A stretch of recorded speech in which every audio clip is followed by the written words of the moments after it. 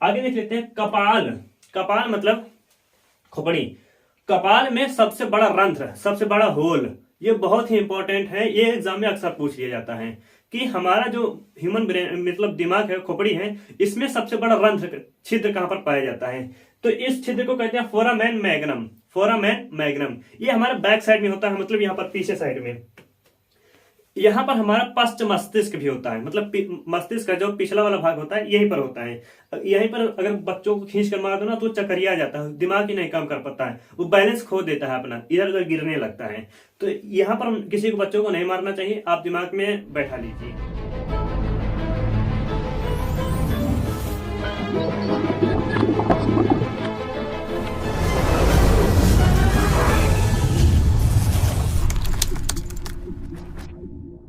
जय हिंद फ्रेंड्स, हमारे YouTube channel PSS classes में एक बार फिर से स्वागत है आपका। आज हम आपके लिए बाबू जो पार्ट लेकर आए हैं ये बहुत ही इंपॉर्टेंट पार्ट है, आपके लाइफ से रिलेटिव भी है और कुछ दिमाग से रिलेटिव भी है। और यदि आपने इस पॉइंट को देख लिया, इस वीडियो को देख लिया, आपको कहीं भी समस्या नहीं होगी तंत्रिका तंत्र से रिलेटिव।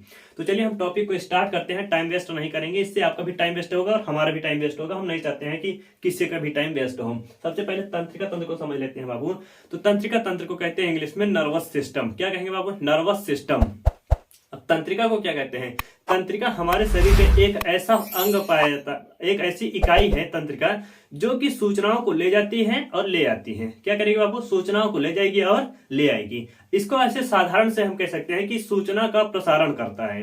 क्लियर है? सूचना का प्रसारण या फिर सूचना का संवहन करता है। अब सिस्टम मतलब होता है कि एक ऐसा अंग जो कई सारे अंगों से मिलकर बना होता है, उसको हम सिस्टम कहते हैं।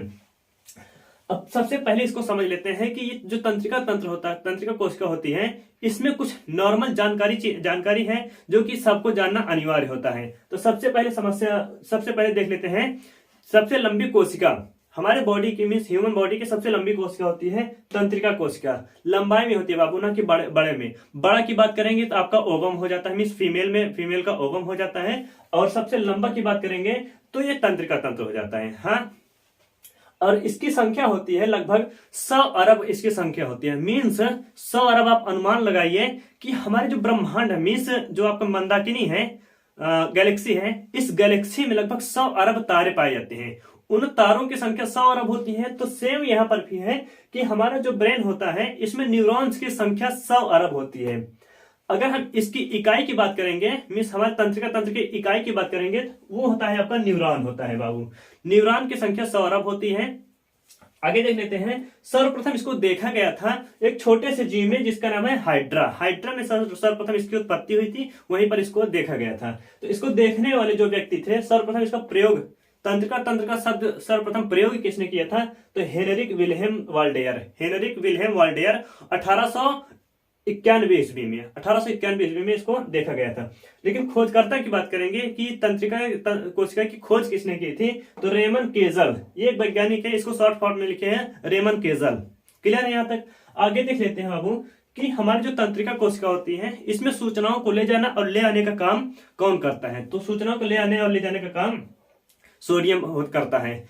अगर हमारे शरीर में सोडियम की मात्रा कम हुई तो सूचनाएं ना तो जाएंगी ना तो लेकर आएंगी, बस हमारा दिमाग वर्क ही नहीं करेगा। जैसे कभी कभी आपकी बहुत ज्यादा गर्मी लगती है तो उस वक्त आपको ना तो पढ़ने का मन करेगा, ना कुछ कहीं जाने का मन करेगा, ना किसी से बात करने का मन करेगा, बहुत ज्यादा उलझन होने लगती है।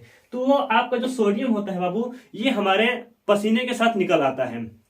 क्योंकि आप जानते हैं जब भी गर्मी पड़ती है हमारे शरीर से पसीना निकलता है और पसीना हमारा नमकीनी होता है, तो उसमें NaCl पाया जाता है। NaCl ये तत्व पाए जाते हैं यौगिक, जिसकी वजह से हमारा जो शरीर है ये वर्क कम कर पाता है। हाँ, तो यहां तक कोई दिक्कत नहीं है आपको।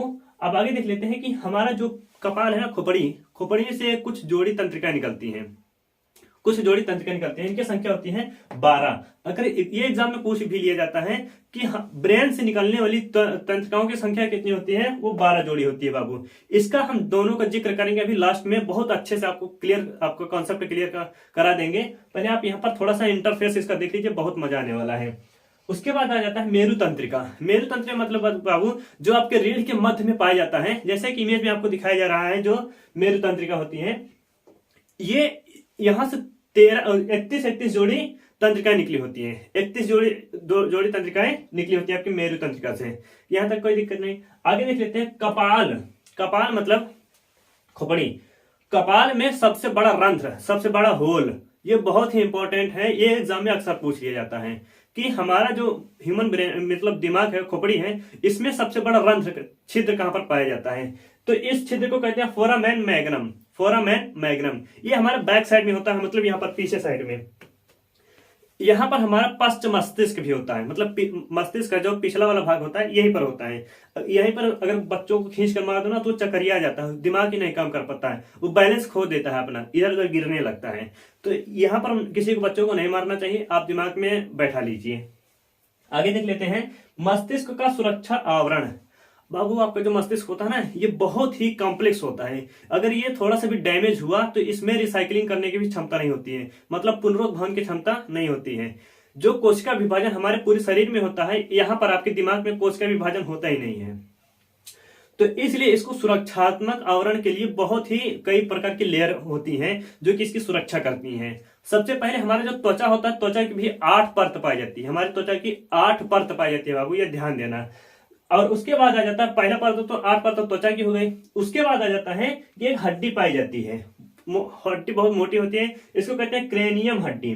क्रेनियम हड्डी, इसको कपाली हड्डी की, यहाँ पर आपका कटोरे कैसे होता है, इसको कहते हैं क्रेनियम हड्डी। ये दिमाग को आपका सुरक्षित रखता है, ताकि आपका दिमाग बाहरी आघातों से सुरक्षित रहे। क्लियर है? आगे देख लेते हैं इस क्रेनियम हड्डी के नीचे, ताकि आपका ब्रेन डायरेक्ट हड्डी के संपर्क में ना आए, इसलिए इस क्रेनियम हड्डी के नीचे मेनिंजेस नामक एक कवर पाए जाते हैं, आवरण पाया जाता है। इस आवरण में 3 प्रकार के आवरण होते हैं। मेनिंजेस नामक आवरण में 3 प्रकार के आवरण होते हैं, ताकि आपका ब्रेन, मान लो एक आवरण फटे तो दूसरा आवरण तैयार है, वो आपको रक्षा करे।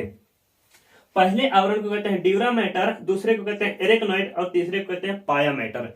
देखिए बाबू, जो ड्यूरा मैटर और एरेक्नॉइड होता है, ये तो दोनों जो है हमारे ब्रेन की सुरक्षा करते हैं। हमारे ब्रेन को ऊर्जा की भी आवश्यकता होती है ना, तो जो ऊर्जा की आवश्यकता होती है, ये पाया मैटर ये ऊर्जा को और ऑक्सीजन युक्त ब्लड को ले जाना और ले आने का काम करता है। यहां तक कोई दिक्कत नहीं है। अब आगे देख लेते हैं कि जो हमारा मस्तिष्क होता है, इसका भार, मीन्स महिलाओं में कहते हैं ना मस्तिष्क कम होता है, तो बाबू यहाँ पर ध्यान देना कि महिलाओं में मस्तिष्क का भार कम होता है, ना कि दिमाग कम होता है। सोचने समझने की क्षमता इंसानों की तुलना में महिलाओं में ज्यादा होती है, वो बहुत काफी सेंसिटिव होती हैं। बस ये इसलिए थोड़ी से बातों पर वो भावुक हो जाती है, रोने लगती है। अगर उन्हें 4 बात बोल दोगे तो वो रोने लगती है। क्यों? क्योंकि बहुत ज्यादा सेंसिटिव होती है, बहुत ज्यादा भावात्मक होती है। लेकिन उनमें जो दिमाग होता है बहुत ज्यादा होता है पुरुषों की तुलना में। बस भार आपके इंसान मतलब जितने पुरुष हैं उनमें भार ज्यादा होता है, लेकिन महिलाओं में थोड़ा सा कम होता है। तो महिलाओं के मस्तिष्क का भार होता है लगभग 1300 ग्राम और पुरुषों के मस्तिष्क का भार होता है लगभग 1400 ग्राम। ये मेल का है, ये फीमेल का है। अब आप दिमाग लगाइए बाबू, आप शिशुओं में पहले बता दिया था आपको, शिशुओं का जो भार होता है, दिमाग का भार होता है, वो लगभग 350 से 400 ग्राम तक होता है। 350 से 400 ग्राम तक शिशुओं का भार होता है, शिशुओं के मस्तिष्क का भार होता है। अब आपको हम एक तो स्टार्टिंग में बता दिए कि जो आपका दिमाग होता है बाबू, इसमें कोशिका विभाजन की क्षमता नहीं होती है। कोशिका विभाजन की क्षमता इसलिए नहीं होती क्योंकि इसमें आपका सेंट्रोसोम नामक कोशिकांग नहीं पाया जाता है। अब सेंट्रोसोम कोशिकांग जिस कोशिका में पाया जाएगा वहां पर विभाजन होगा, लेकिन आपके ब्रेन में जितनी भी कोशिकाएं हैं, जितनी भी तंत्रिका कोशिकाएं हैं, इनमें आपका सेंट्रोसोम नहीं पाया जाता है। बाकी सारे अंग पाए जाते हैं, केंद्रक, उंद्रक, माइटोकॉन्ड्रिया, राइबोसोम, गोल्जिका, ये सभी कोशिकाएं पाए जाते हैं सिवाय सेंट्रोसोम को छोड़कर। क्योंकि सेंट्रोसोम आपका कोशिका विभाजन का काम करता है और आपके दिमाग में कोशिका विभाजन होता ही नहीं है। कोशिका जितनी भी तंत्रिका कोशिकाएं हैं उसमें कोशिका विभाजन होता ही नहीं है।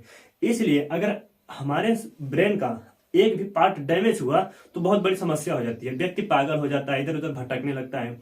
इसीलिए जितने भी वाहन चालक होते हैं, पुलिस लोग, इसीलिए कहा जाता है इनको कि जितने भी वाहन चालक हैं सभी लोग हेलमेट लगा कर चलो, नहीं तो अगर आपका ब्रेन एक बार डैमेज हुआ दोबारा रिसाइकलिंग नहीं हो पाएगा। इसीलिए आपको हेलमेट लगाने का सूचना दी जाती है, सलाह दी जाती है। यहाँ तक कोई दिक्कत नहीं है बाबू। अब आगे देख लेते हैं कि जो हम बच्चों का ब्रेन होता है, बच्चों का ब्रेन 350 से 400 ग्राम होता है, लेकिन पुरुषों का ब्रेन 1300 से 1400 ग्राम होता है। मीन्स जो युवा हो जाते हैं उनमें 1300 से 1400 ग्राम हो जाता है। अब आप दिमाग लगाइए, यहाँ पर 1300, यहाँ पर 300 से 400 है, यहाँ पर 1300 से 1400 ग्राम है। अब यहाँ पर बहुत ज्यादा मतलब भार में कमी, बढ़ोतरी क्यों हो रही है? जब तक कोशिका विभाजन नहीं होगा भार में बढ़ोतरी तो नहीं होगी, ऐसा कहा जाता है। लेकिन सबसे बड़ी समस्या क्या हो जाती है ना बाबू, यहीं पर किसी को समझ में नहीं आता। क्योंकि कहते हैं ना कि जो ब्रेन होता है वो छोटी अवस्था में बच्चे रहते हैं, शिशु रहते हैं, तब उनके ब्रेन का वजन 300 से 400 ग्राम होता है। लेकिन बड़े हो जाते हैं तो भार क्यों बढ़ जाता है, जबकि कोशिका विभाजन हमारे ब्रेन में होता ही नहीं है। तो यहाँ पर देखिए, आपको बता दें कि जो कोशिकाएं होती है, तंत्रिका कोशिकाएं होती हैं, इनके आकार में वृद्धि होती है। किसमें बाबू? आकार में वृद्धि होगी। तो जब एक कोशिका के आकार में वृद्धि होगी तो सारे जितने भी न्यूरॉन्स हैं, आपके जितने भी न्यूरॉन हैं, इन सभी न्यूरॉन में वृद्धि होगी, जिसकी वजह से आपके मस्तिष्क का भार बचपन में 350 से लेकर ऊपर बढ़ जाता है 1300 से 1400 ग्राम। यहाँ तक कोई दिक्कत नहीं है। अब आगे देख लेते हैं। यहाँ पर एक आपका तंत्रिका कोशिका का चित्र बना दिए हैं, बेहतर आपको समझ में आएगा, इसमें भी आपको समझा दे रहे हैं।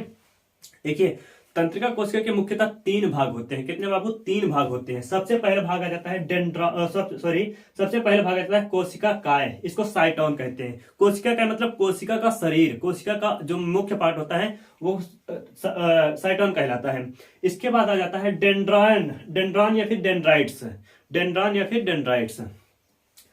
थर्ड वाला पार्ट आ जाता है तंत्रिकाक्ष। तंत्रिकाक्ष मतलब जो तंत्रिका का अक्ष होता है, जो मेन पार्ट होता है तंत्रिका का वो उसको तंत्रिकाक्ष कहते हैं या फिर एक्सॉन कहते हैं। अब यहाँ पर समझने वाली बात है, देखिए बाबू, ये आपका पूरा मिलाकर तंत्रिका कोशिका है। अब इसमें आ जाता है माइटोकॉन्ड्रिया भी आ जाता है, सारी कोशिकांग आ जाते हैं जितने, सिवाय सेंट्रोसोम को छोड़कर। क्या चीज? सेंट्रोसोम को छोड़कर। सेंट्रोसोम आपके दिमाग में नहीं पाया जाता है। हाँ, यही एक कोशिकांग है जो कि आपके कोशिका तंत्र में नहीं पाया जाता है। बाकी सारे कोशिकांग पाए जाएंगे, केंद्रक भी पाया जाएगा। डेंड्रॉन्स, ये जो साइड वाला भाग है इसको डेंड्रॉन्स कहेंगे। डेंड्राइट्स है ये कोशिका का अक्ष, कोशिका काय, ये वाला भाग है, यहां से लेकर यहां तक ये कोशिका काय है। अब बीच वाला भाग आप देखेंगे, यहाँ पर जो डॉट डॉट करके दिखाया गया है इसको तंत्रिकाक्ष कहते हैं। मध्य में, मिडिल में होता है ये, इसको रेड कहते हैं। इसलिए आगे देख लेते हैं। रेनवियर का नोड, या बीच में जहां पर ये दो कोशिकाएं आपस में जुड़ी हुई हैं, इसके मध्य में इसको कहते हैं रेनवियर का नोड। और ये कोशिका को कहते हैं, इसको जितने भी आपके उभार वाले हैं इनको कहते हैं इंटरनोड। अब सभी इंटरनोड में एक एक केंद्रक पाए जाते हैं। और एक चीज देखिए, जो साइटोन है बाबू, कोशिका साइटोन, ये आपके जहां पर खत्म होगा इसको कहते हैं साइनेप्टिक घुंडिया। क्या कहेंगे बाबू? सिनेप्टिक घुंडिया। सिनेप्टिक घुंडियों का काम ये है कि ये एक कोशिका से दूसरी कोशिका में संपर्क स्थापित करने का काम करता है। क्या चीज? एक कोशिका से, जैसे एक कोशिका ये है, दूसरी कोशिका ये नीचे है, यहाँ पर भी नीचे तक ये गई है, तो एक कोशिका से दूसरी कोशिका में संपर्क स्थापित करने का काम करता है। यहाँ पर देखिएगा जो आपके डॉट डॉट दिखाए गए हैं, ये चीज, ये इसके डेंड्राइट्स हैं। क्लियर है? डेंड्राइट्स है। और यहाँ पर इसको सिनेप्टिक घुंडिया कहेंगे। कोई दिक्कत नहीं है। अब उम्मीद है आपको समझ में आया होगा। अब इसके बाद वाला बाबू बहुत मोस्ट इंपॉर्टेंट पार्ट लेकर आएंगे जो कि हमारे ब्रेन का होगा, सबसे महत्वपूर्ण। अगर बात करेंगे तो उसी की वजह से हम सारी प्रतिक्रियाएं, जितनी भी क्रियाएं होती है ना, सब कुछ कर पाते हैं। कोई अगर हमें गाली दे रहा है तो हमें तुरंत समझ में आ जाता है कि गाली दे रहा है कि क्या कर रहा है। अगर कोई हमें अच्छे से बड़ाई कर रहा है तब भी समझ में आ जाता है। इन सबको सोचने और समझने की जो क्षमता हमारे पास है, वो उसके बारे में हम आपको डिटेल में बताने वाले हैं इसके नेक्स्ट वाले पार्ट में। इसके लिए आप स्क्रीनशॉट लीजिए इसका। हम चलते हैं नए वीडियो में, तब तक के लिए जय हिंद, जय भारत।